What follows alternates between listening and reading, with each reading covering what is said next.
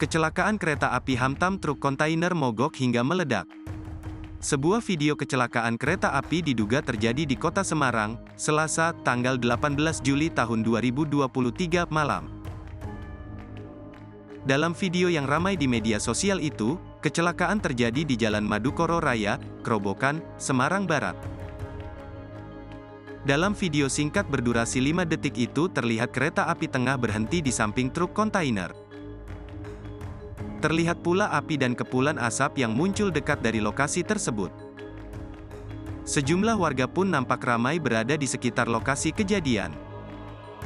Hingga saat ini Tribun Jateng masih berupaya mengonfirmasi kebenaran video tersebut.